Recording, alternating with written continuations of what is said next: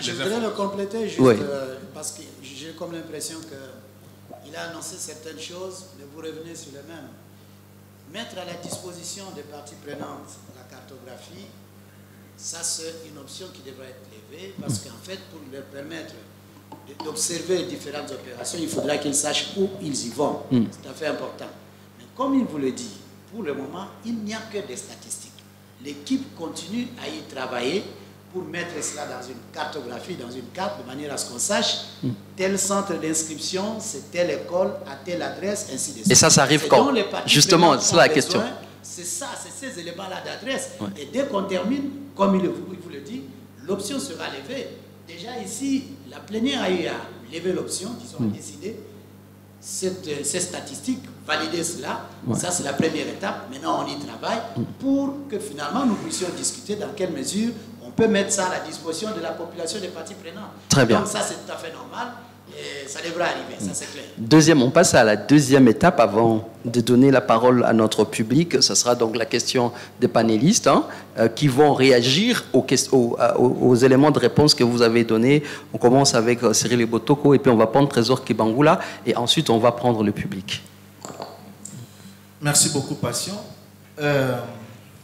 À suivre mon aîné Gérard, avec qui nous sommes sérieusement battus sur ces questions au sein de la société civile, et les techniciens, je suis un peu malheureux parce que on ne comprend plus rien.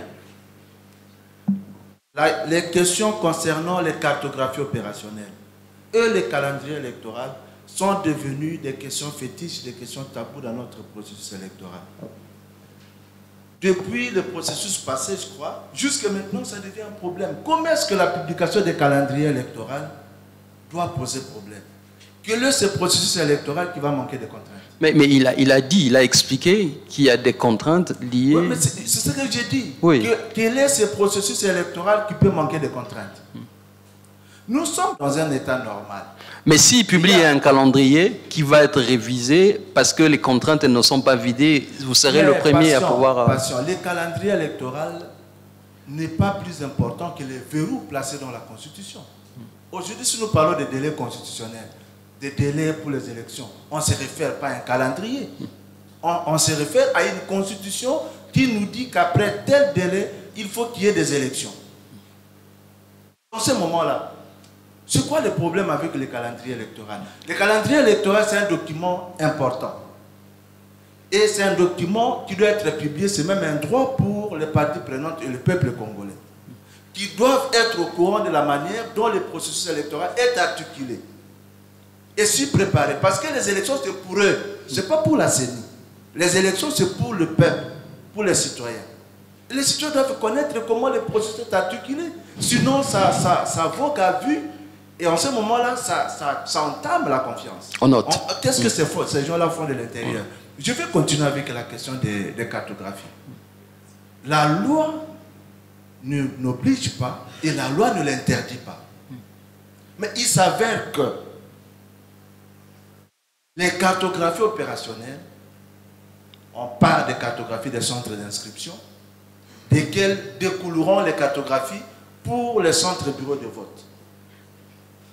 Alors, c'est un élément primordial. Déjà, les cartographies des centres d'inscription, les gens doivent être au courant de là où les centres seront implantés. Et attends, pas sous précipitation. Si on va commencer début décembre et qu'aujourd'hui, les cartographies ne sont pas encore fixées, à quel moment on va sensibiliser la population pour lui dire « vous irez voter à tel endroit ». Très bien, merci. Et je reviens en ce qui concerne les autres parties prenantes, même les bailleurs, même les organisations qui font l'observation électorale, les partenaires, je voulais dire. Merci ils beaucoup. ont besoin de cartographie, s'il vous plaît, patience, ils ont besoin de cartographie pour qu'ils soient fixés sur ce qu'ils doivent faire comme travail. Merci. Où est-ce qu'on va aller? Et c'est un élément de transparence du processus électoral. On a bien compris. compris. Les gens doivent être au courant des centres, il y en a combien, ils sont où? Merci et beaucoup. le moment venu, on verra s'il n'y a pas des centres qui ne sont pas connus, qui sont connus, c'est très important. On a noté. Merci, Trésor Kibangula. Merci beaucoup. Merci en tout cas aux experts de la CENI de ces précisions qui malheureusement confirment nos inquiétudes et sur à la fois les délais des élections, la qualité des élections, de ces élections à venir et la question fondamentale de confiance. Je vais rapidement revenir sur la question de la cartographie pour rappeler que la feuille des routes de février publiée, la feuille des routes de la CENI, qui est un document interne de travail à la CENI, avait prévu cette opération entre octobre 2021 et mars 2022. Et le directeur des opérations électorales, il faut m'arrêter si je me trompe, vient de nous dire que la cartographie du travail a commencé au mois de juin 2022. Donc ça confirme ces craintes de retard accumulés dans la production de cette cartographie. Mais une question est restée aussi sans réponse, une question que nous soulevons dans notre rapport, c'est la question de pourquoi ces choix techniques de tout refaire, la refonte de la cartographie électorale, alors qu'on avait déjà atteint un niveau de l'atlas électoral. Si c'est seulement pour vérifier si l'école Maélé n'existait plus à Kisangani alors qu'on avait inscrit les électeurs là il y a 5 ans, pourquoi ne pas vérifier ces données-là pour ajuster et réviser la cartographie électorale qui existait? Pourquoi il y a eu ces choix techniques alors que les délais étaient déjà très serrés? Parce que bon, les travaux finalement commencent en retard et on refait tout. Donc, heureusement, on a des experts. J'aimerais bien savoir la justification des choix techniques, la réforme qui coûte en plus cher que la révision. Merci. La CENI a la parole et ensuite on va prendre également le public. Monsieur Gérard Bissambo. Je voudrais apaiser l'inquiétude de mon cher cadet Cyril. Mais pour arriver à l'apaiser, je voudrais prendre l'expérience de 2016. Nous sommes au dialogue de la CENCO. J'étais là comme expert électoral avec les évêques. En décembre, nous décidons, en décembre, on signe l'accord global inclusif. Dans l'accord global inclusif, au point 3, il est dit que la CENI devait publier le calendrier électoral, le chronogramme et le calendrier électoral. La CENI avait déjà un chronogramme, mais qui n'avait pas été publié. Et il fallait attendre le mois de novembre 2017. C'est en décembre 2016 qu'on signe l'accord et c'est en novembre 2017, le 5 novembre 2017, qu'on publie le calendrier après effectivement avoir évalué toutes les contraintes. Je crois qu'il n'y a pas de problème. Nous avons un chronogramme qui existe, la feuille de route, qui indique toutes les activités, les opérations, les met en interaction en musique, suivant les périodes.